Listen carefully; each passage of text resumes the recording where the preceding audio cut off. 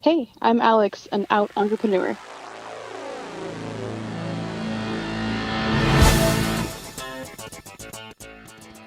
Hello, Out Bosses! Rhodes Perry here, and welcome to this week's episode of The Out Entrepreneur, a weekly podcast where I get to interview today's most inspiring LGBTQ bosses crushing it in business.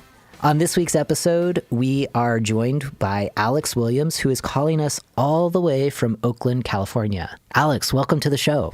Thank you for having me. Yeah. Well, I am thrilled that you're here. And for background, for folks that aren't familiar with who you are, Alex is the founder and owner of Holistic Hyperbarics, a first-of-its-kind hyperbaric oxygen therapy spa that offers a once-exclusive procedure as an affordable, accessible treatment option for the general public.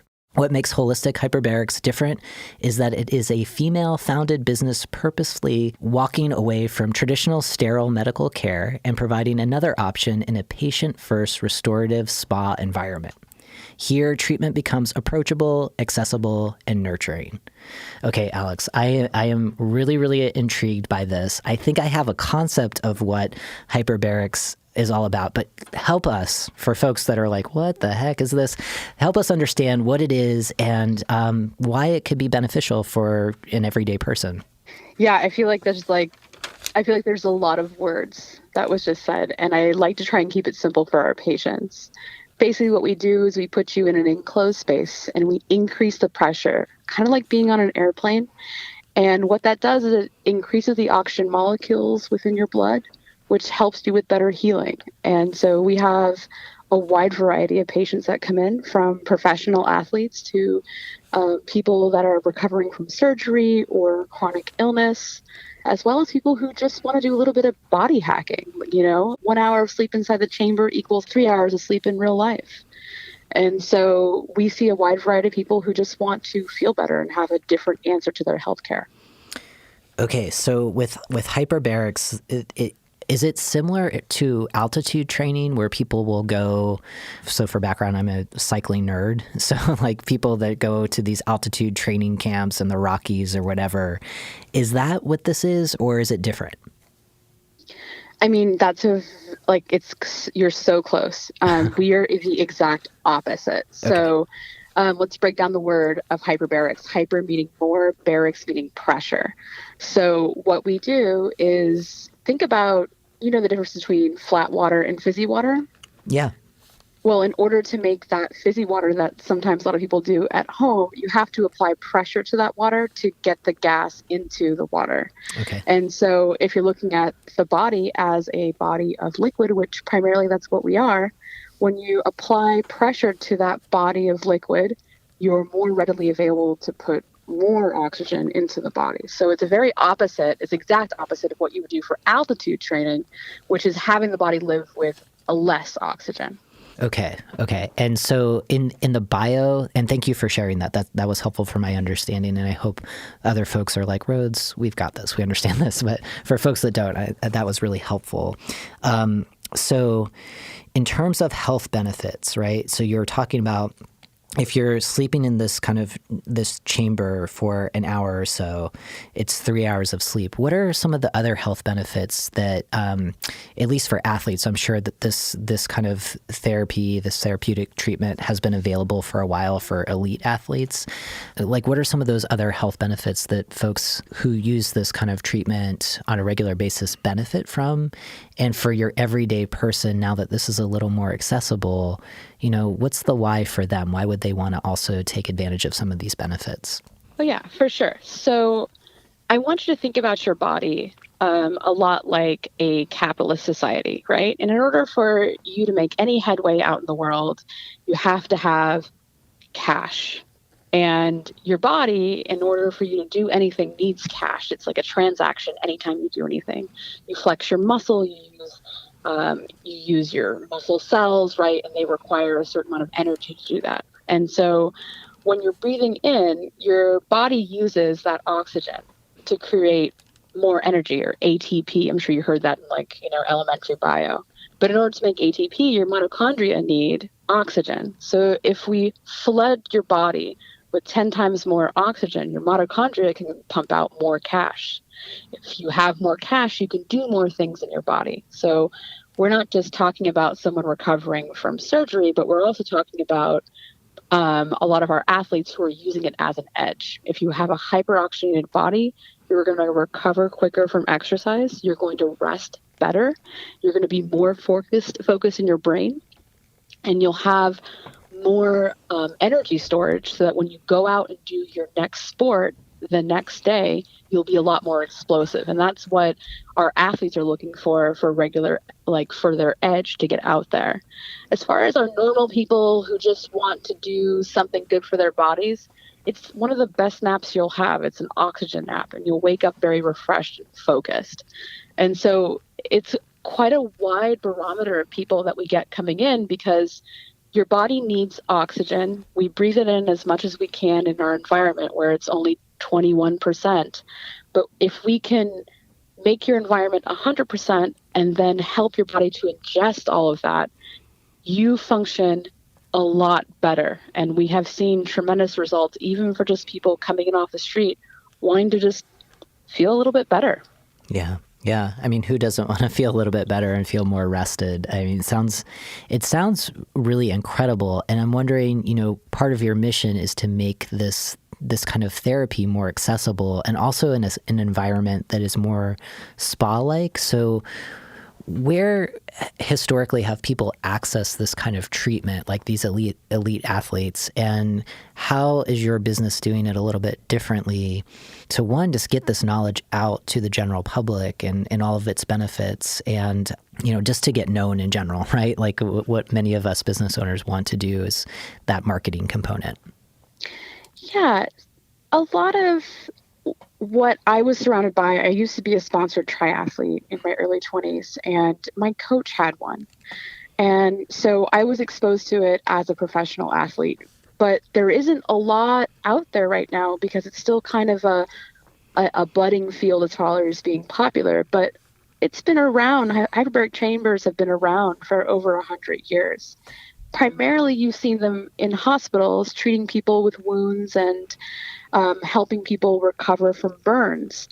And the FDA only covers 14 conditions for insurance reimbursal. So primarily, these machines have been only in the setting where people can get them if it's covered by their insurance.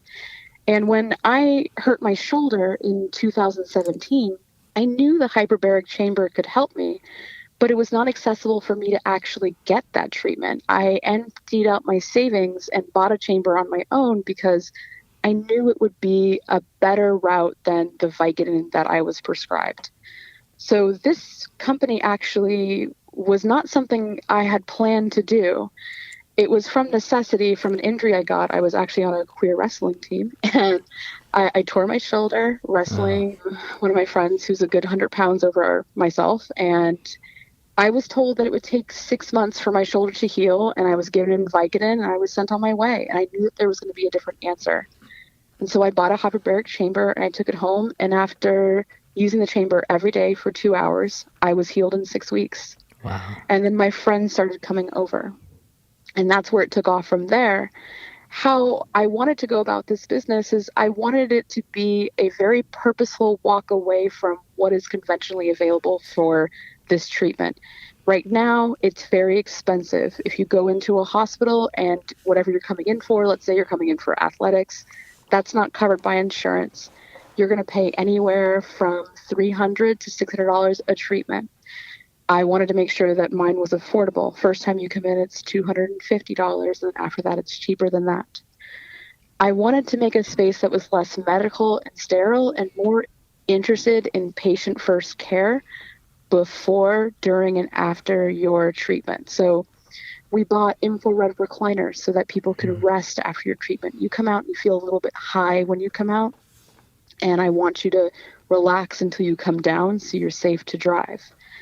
We have way too many plants, in everyone else's opinion except for mine. We invested thousands of dollars in plants so that people feel like they're in an earthy space that feels good to them. And we elongate our sessions so that people don't feel rushed and each person gets personal attention from our technicians. And so with a patient-focused, beautiful atmosphere, I think that that's really the route to healing. And I wanted to make sure that we cultivated a space that people felt seen and comfortable, and they were able to get to it, and it didn't cost a fortune for them to do this thing. Thank you for walking through just like the accessibility piece and kind of the reality of where hyperbaric chambers traditionally have been located in hospital settings. And it's taken me this long in the interview to recall my days of scuba diving. So I grew up in Florida and I was a big scuba diver at that time. I live in Portland, Oregon now, so not doing that as much, but just kind of from what I remember, the fear of the bends was always a big thing. And it's like the last thing you wanted to get was the bends and being sent to a hyperbaric chamber, which sounded like so institutional and scary, right? And I love that you're using this therapy as an alternative to pharmaceutical, like using Vicodin or pain medication for shoulder injuries or other kinds of injuries, as well as just trying to get better rest and just changing up that model of making this kind of therapy, this kind of treatment available for more people, experimenting with a business model, right? And so I guess, like, taking a step back, I'm just really, really fascinated by what you do, because you're a really different kind of business that I have not seen, or at least had the opportunity to interview someone like you on our show. So walk us through your origin story. Like, how did you get into this business? What were you doing before as a professional out in the world? How did you decide to, from, sharing your hyperbaric chamber with your friends, how did you see the business kind of evolve from there? And where do you see this going? A number of different questions there, but just kind of walk us through that origin story for us. Oh God, how long do you have? I will say with a very steady and clear heart that my life has been at the service of people since before I can remember. I grew up in a house where we took care of people. My grandparents were Black Panthers and they were entrepreneurs. And so this is in my blood. And I really, in all the professions I've had, I've been taking care of people, and it's been a steady evolution. So in my very early 20s, I had a massage practice where I worked with people who were in hospice and who were recovering from surgeries. I did out-call. And it wasn't enough. And so I started working as an EMT on an ambulance, did that for 9 years. And during that time, I was also an in-house doula, which is a birth coach, helping people birth babies. I found myself wanting even more than that. And I got myself into law enforcement, especially around the time that Michael Brown and Trayvon Martin and all of those things were happening, where we were starting to see what is happening to African-American men as they walk the streets and have to deal with authority. And I wanted to be a voice, and I wanted to try and solve that problem and bridge that gap. And while I was going through the process and I went through the police academy, I recognized that the gears are always turning in that direction, and it's an institution that's built on the oppression of people of color. And not that I gave up on that, but the system told me very quickly that I was not going to change anything, and that they would fight against everything I tried to do.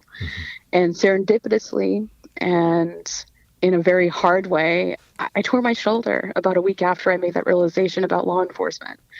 And so I bought a chamber, and I had some money saved, so I took care of myself and took off of work. And this really gave me a chance to think about, was law enforcement in the vein of everything that I had done with my life up to then? And the answer was ultimately no. For the work that I wanted to do, I wasn't going to be able to do. But then I healed my shoulder, and people started coming over, friends of mine that I started talking to on Facebook about this space age thing in my house. And they would call me and say, hey, I have this friend, and they were in a motorcycle accident. Can they come over to your house? Or I had friends who just had gender reassignment surgeries, and they're like, I don't feel like I have a safe space to heal. Can I try this thing? I read this article. And then it was Their friends, right? So people I didn't know were knocking on my door in my apartment in Oakland to come and use my chamber. I wasn't charging, but I was like, hey, just clean it after you leave. And it was kind of this community thing that built really, really quickly to the point where I sat down with a few friends that had more resources than myself. And I said, hey, I have a crazy idea. And we started an LLC, and I opened up a small place in Albany, California, which is not far from where we are in Oakland. And people came. We never advertised. We have never advertised. Wow. And people find us. So people started asking me when I was going to get the hard shell chamber. Those are the ones that are conventionally used in hospitals. And I always kind of waved them off because they were so expensive. There was so much training involved. It seemed like a lot, and we were doing so well without them. But it got to the point where I was like, I could help even more people with this bigger, better, more intense machine. And so I have never been one to be scared of anything. And that's just how I was raised. And I started my first investment round. We got all the money we asked for, and I got a hard shell chamber. And we needed to move into a different place. And we've just been growing since then with the continued mission of making this something that is community-based, where we're helping people. We have discounts for community workers and law enforcement and police and fire, social workers, and making it a place where people feel, no matter what's going on with their body, that we have them. We open the door, you come in, and everything else outside doesn't matter. Everything inside is just for you. And so that's been the slow evolution, was my bedroom, my spare room in my apartment, to now this company where we're at the precipice of opening up other locations and thinking about how do we make this bigger for more people. Wow. So I love that you started this origin story with like recognizing that you center your values around being service oriented and looking out for community. I found just kind of like your history, you know, with your family being involved with the Black Panthers, going into law enforcement, you know, which seems like, whoa, you know, and trying to change that from the inside, and kind of returning back to serving community through kind of alternative healing therapies, right? And kind of being bold enough to say there's a business within this, and, you know, community supporting you, and also, you know, branching out and sharing this vision with probably like traditional VCs or wherever you got your funding from, right? Like, and sharing and pitching, and people seeing both your passion, you know, and also that there's a viable business that can really, really help a lot of people. And the fact that you've created a, you know, kind of like a payment structure that recognizes that you're able to meet people at different resource levels in terms of what they can afford. So in terms of like how you measure your success, you know, recognizing that you're very values driven and you're serving community, when you're thinking about your impact, how are you measuring that kind of success? Is it just kind of, I mean, to me, my sense is it's more than just kind of the revenue and the profit that you bring in. So what feels good for you, knowing that you're providing this service, you're feeling successful, and you're serving your community? Just like any startup, and I'm sure you've had this, I'm sure people have said this before, like we are still in that trying to make it, you know, trying to be profitable, and we're doing good and we're getting there. How I measure my success so far is watching people's life change. I've had pieces of that working on the ambulance. I've had pieces of that looking at law enforcement, but never have I ever been the sole proprietor of a business that has changed someone's life. I could give you countless examples, not just of the women that we've helped get pregnant, but an example of a woman that came in and she was barely able to walk, and she didn't have a lot of energy because she was suffering from debilitating Lyme disease that she had been with for 7 years. Mm-hmm. She had been on disability and unable to work, and she's a very gifted scientist. And she came in and did 40 sessions with us. We followed the peer-reviewed studies with hyperbarics and Lyme. And after 40 sessions, she's back to distance running. And she is now the CEO of a medical device company. And although we don't see her anymore, her whole trajectory of her life changed. And so it's those moments. It's the moments when the women come back with the babies that were born from the chamber, sessions that they came in and tried. So those are the moments that I find success in. I didn't think that I was going to be an industry like this. And no, we haven't talked to venture capital yet. And I think that there is real benefit in going that route if that's the way you want to go. But a lot of our growth has been organic, and our investment round was all driven mainly by patients. So it's people who believed in this after they tried it and then invested in our company. And so that's been really humbling to know that people believe in this because it works and they've seen the passion behind it. Yeah, yeah. And for collecting these stories, are you creating some kind of archive as like social proof to share with other people to communicate those benefits? Or is that something that you're thinking about doing? Like, how do you leverage those stories? Because I can imagine, I mean, just hearing you reflect back on the one person that you were serving who had Lyme's disease, and then going from kind of debilitating pain to going back to distance running, that's super powerful. So how are you using those stories and to advance your business? Well, I don't really ever think of them really as leveraging. I think people have a hard time seeing themselves doing our treatment, mainly because we're new. Yeah. And when you look at the chamber, it can be a little bit intimidating. And so what we've tried to do with people's permission, some people don't want it, but some people do, we do an exit interview. And what we'll do with the exit interview is we'll talk to them about what they were suffering from before they came in, and how it was to come into our space, and how the treatment was in general, and how they felt after they did however many in their series of hyperbaric treatments. And then we'll try and write an article around what the peer-reviewed studies say about that treatment or that condition and our treatment. And so we've been putting together some articles. A lot of people have reviewed us and talked about their experiences that way. And some have become an actual vocal resource for our new patients. Often when we have women who are looking for answers for their fertility, we have women who are willing to talk to them about their experiences with hyperbarics in our place. And so we've built a community around people who are willing to talk to other people about how they have found success. The medical community of hyperbarics, I'm kind of a darlinged thumb in their eye, because I'm not the typical proprietor of a hyperbaric center.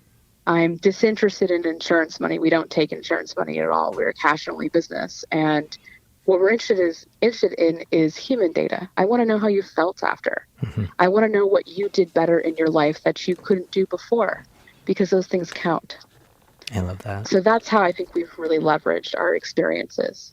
Yeah, I like the way that you just kind of frame that as human data, and just kind of like a real conversation with an individual person and having them reflect their experiences back to you. And I can imagine that that's super, super rewarding. And I think, yeah. Sorry. Yeah, I think that there is a hunger out there for a different answer in healthcare. Absolutely. And I'm interested in answering that question, especially for people that have chronic pain. I'm married and my wife has chronic pain. And I think often the Western medicine industry is interested in giving you pain pills and shutting you up and making you go away. And so that's what we're trying to engage here, is what else can we do for the body that's going to be less invasive than some medication that they give you. Yes. Like moving away from pharmaceuticals whenever possible, just because there's so many side effects that people don't want to have. And if this is an alternative treatment that does so much good without those side effects, like why not make that more accessible?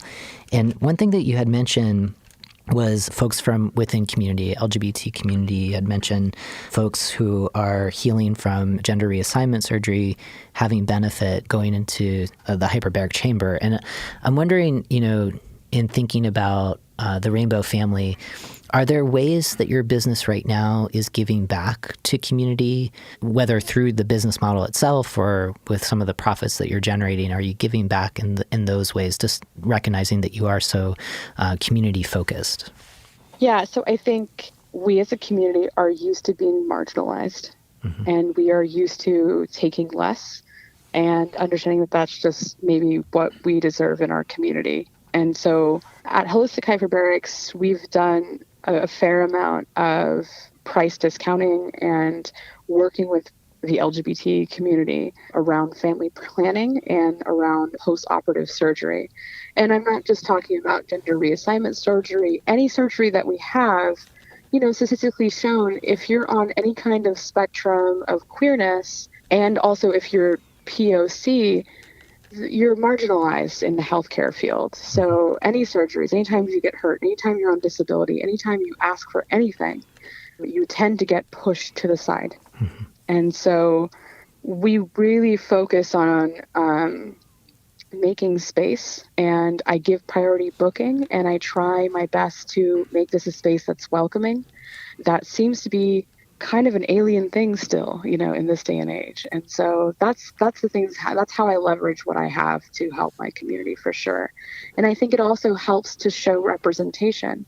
A lot of my staff are queer, and I lead this business, and I am Black, I am queer, I am butch, I'm a woman, and I'm front of the pack when it comes to promoting this business. So I think representation is also important. Yes, I love that.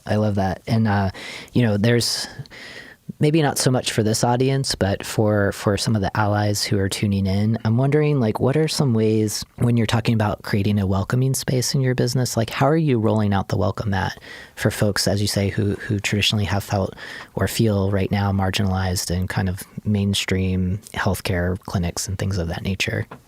I think it's all about keywords and how you speak about your business. It's I know that sometimes, depending on where you're located, depending on who you serve and who your main cash flow base is, people feel like they can't whistle towards our community. And I don't think that that's right at all. I think that we are a large cash base. We are a large community that values companies that value them. Mm-hmm. And so I think that there is definitely an advantage to marketing to LGBT.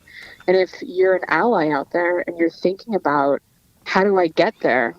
Look at the major hubs for where LGBT people hang out and have community. Where are the places where they're gathering? Are there community centers? Are there clubs? Are there bars, depending on what your product is? And can you sponsor events? Can you be there? Set up a booth at one of their events so that you can make yourself actively a part of the community, or just make sure that they know that they have a friend in you.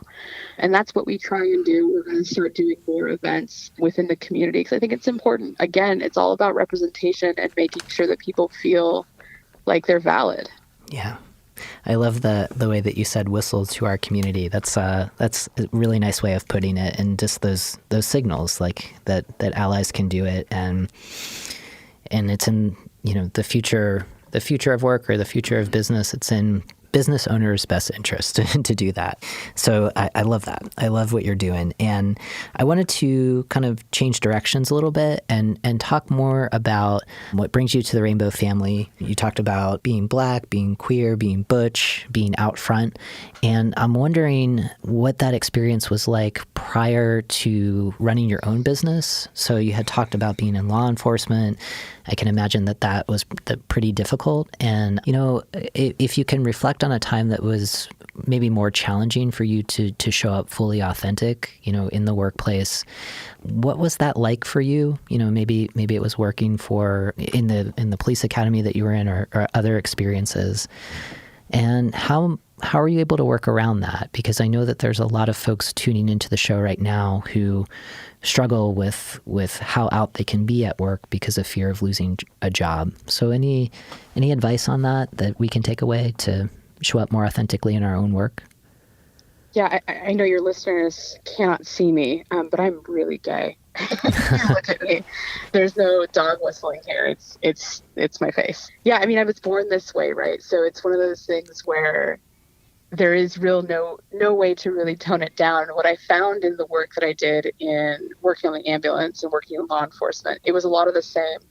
I was the first queer person in my ambulance company that they had hired. And in my police academy, I was the only gay person. And working within straight presenting community, you're fetishized and you're also like made in kind of this novelty thing where they still ask me silly questions like, who's the girl, which is really weird because we're both women and not girls. And so there's a fine line that I felt like I had to walk around. You don't get access to my personal life, but if you're ever curious about queer community, I'm going to answer your questions and not be defensive and be ready to educate. One of the most telling moments in the police academy was our diversity day, which was in the first week, where they were talking about she was trying to talk about a transgender individual, but was really just describing someone who cross-dress and not talking about the intricacies of what it means to be born in another person's body and to feel that way.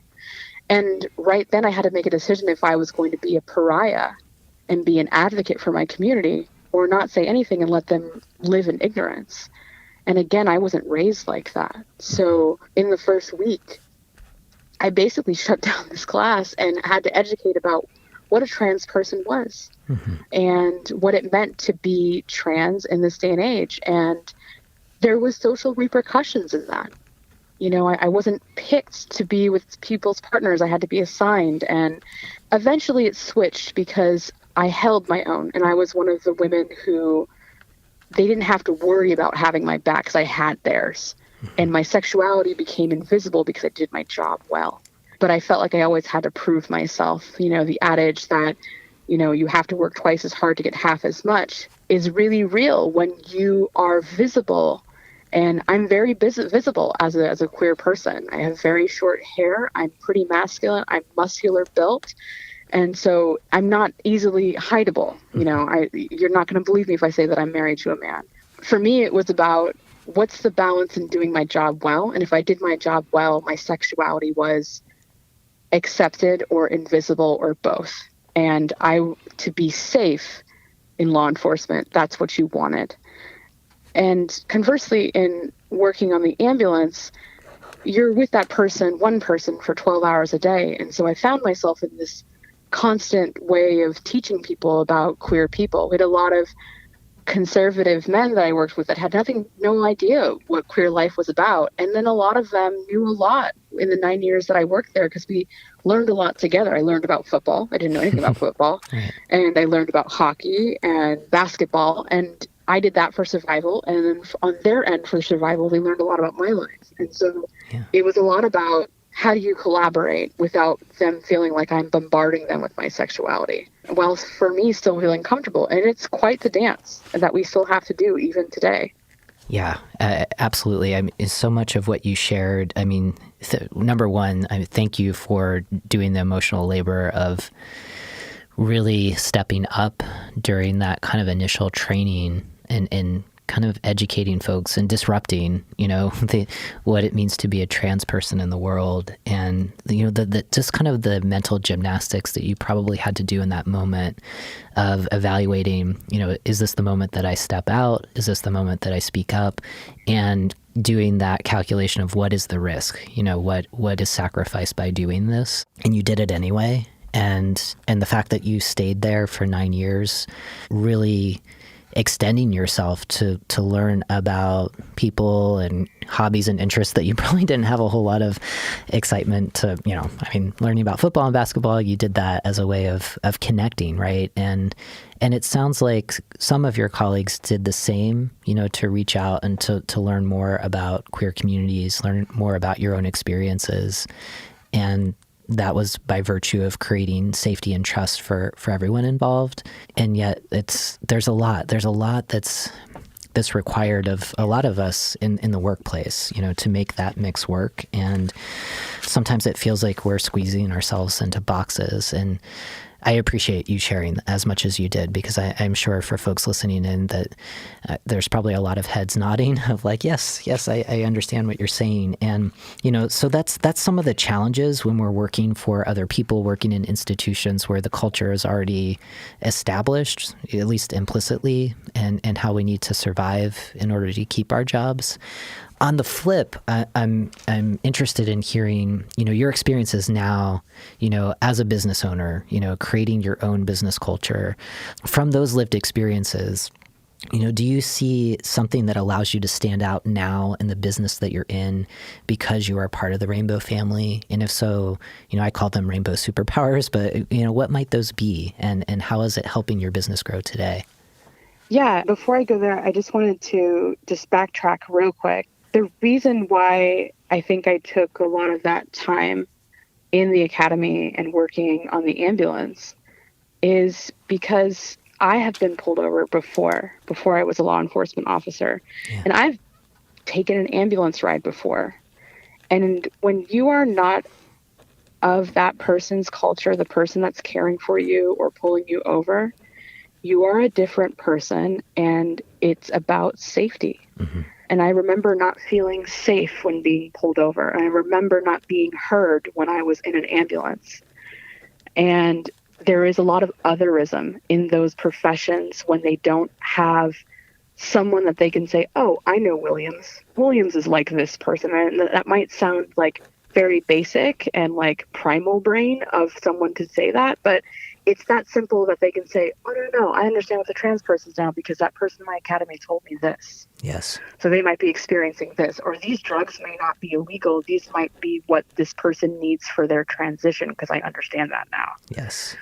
So just to be clear, of like, yes, the labor was important, but it came from a place of like, I understood what safety didn't look like without that kind of education. Mm-hmm. Right. It's almost like you saw the long game, and there's a personal sacrifice in doing that. And you knew you were going to be there for a while to build those relationships. And that may, in the long run, with a lot of grace on your part, change the minds of colleagues that you work closely with, and knowing that could save someone else's life, literally, right? Or prevent profiling from happening, or, a lot of other nefarious behavior that happens, whether it's emergency services or with police in and of themselves. And I really appreciate that. I think that clarification is super helpful. Yeah, going back to your question, hyperbarics, a lot like a lot of Western medicine, any medicine really, was and is colonized by people that don't look like me. So when I go to these conferences, and hyperbaric conferences, they're super nerdy conferences, and I go to these classes and I'm meeting people and networking, I don't look like anyone who's doing what I'm doing. I am young, I am Black, I am queer.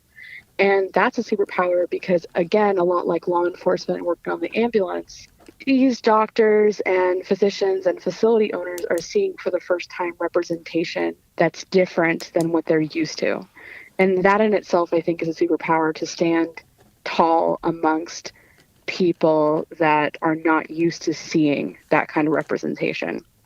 And also just talking about and using that as an in to talk about issues, to talk about how POCs and LGBT people have been marginalized in Western medicine, and what can we do as practitioners of hyperbaric medicine to change that and to foster a space where they are getting what they need. And I think having a confident voice around what I do around an established group of people has been a gift of mine, since I was little. I think my mom couldn't shut me up when I was a kid. Yeah. I was a stutterer when I was a child. When I got clear of that, I don't think she could shut me up. But as a professional, that has been helpful because people who, like LGBT people, need to see me represent, but also people who are like straight and are not used to seeing us hop in there and have an intelligent voice around what we're doing also need to see it and be like, yeah, maybe I have been closed-minded. Maybe I haven't been looking at these populations that this person is so passionate about and giving it another shot. Again, in this field, like on the ambulance and like in law enforcement, when a doctor can have a understanding of this group, you're going to have a better result, and you're going to be seen and heard by that doctor because he understands you just a little bit more than he did before he met someone like me. So I think that's superpower, is being like, yeah, this is a community too, and this is what they need from you, and this is how you do it.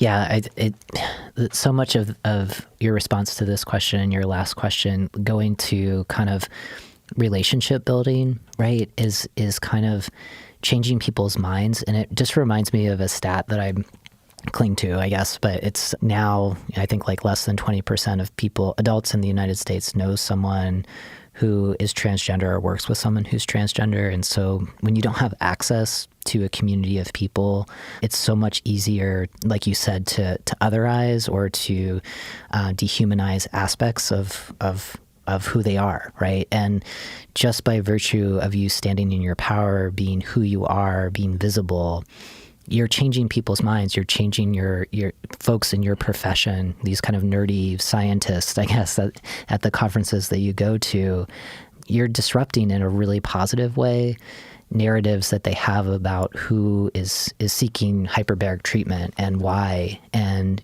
just by being able to share stories of, in the context of our conversation today, like queer people who are planning families or trying to recover from any kind of surgical procedure and what that might look like and, how they can benefit, you're opening people's minds. And I think that's an amazing superpower. And I'm very happy that you're sharing this. I'm just kind of taking it all in because there's so much good stuff here, and I really appreciate it. When it comes to, folks thinking about, the next generation of LGBT entrepreneurs, what kind of advice do you have for folks to show up more authentically in their work, to be brave enough to take that first entrepreneurial leap, much like you did, where you stumble upon an idea that has a real force behind it where it can help and you can be your own boss. So what would you say to those folks who might be a little scared about pursuing that big idea? I'm 33 years old, and when I came out in a city where we didn't really have a lot of queer people. And it was really hard to see myself doing anything.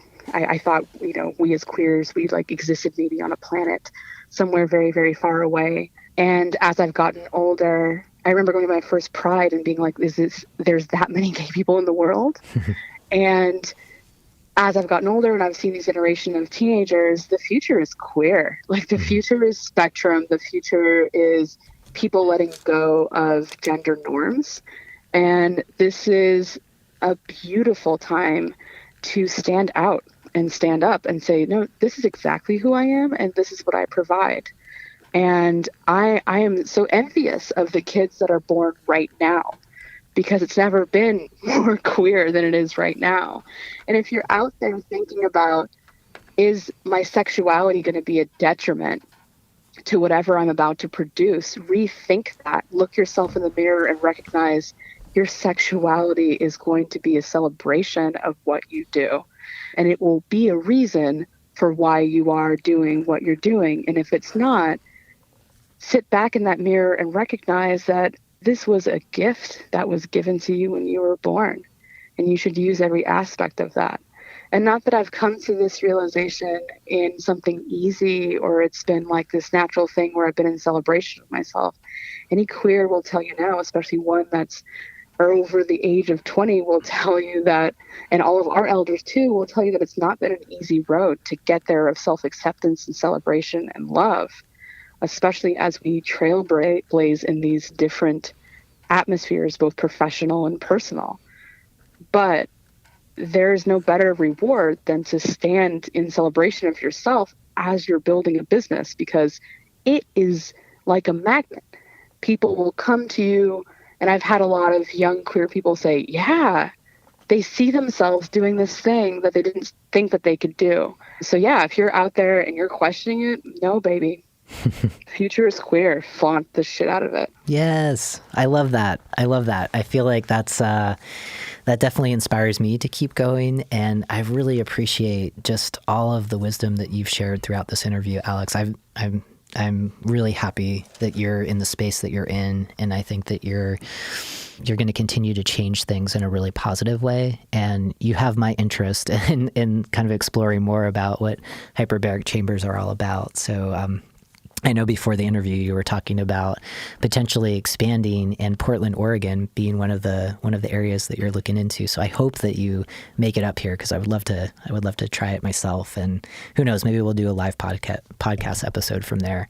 So for folks who are really, really interested in learning more about what you do, and if they're lucky enough to be in an area where your business is at right now, where's the best place to find you online? I would say the best place is our website. We have a lot of information. We break down the therapy and we break down what it looks like to be in there. And we have videos from our past patients. And that website is www.hh-bayarea.com. And that is the easiest way to find us. And of course, we have Instagram and all of those things, but go to our website first. Awesome. So we will include that in the show notes, along with some other really great social media sites that you've shared with us and all of the good information that we learned today. So thank you again, Alex, for being on the show. And for Outbosses, thank you so much for tuning into this week's episode. It is always a pleasure to connect with you and so many inspiring outbosses like Alex. We have a listener experience survey out right now, which I would love to hear from you about what you like about the show, what you would love to see different, maybe potential guests that you would like me to interview. So you can type in Outboss. You can actually text it, all one word, to 33777. And there you will get connected to the survey and also the show notes from today's conversation. So again, that is Outboss to 33777. And last final words, keep being your authentic selves 100% of the time. And we will connect again next Tuesday morning.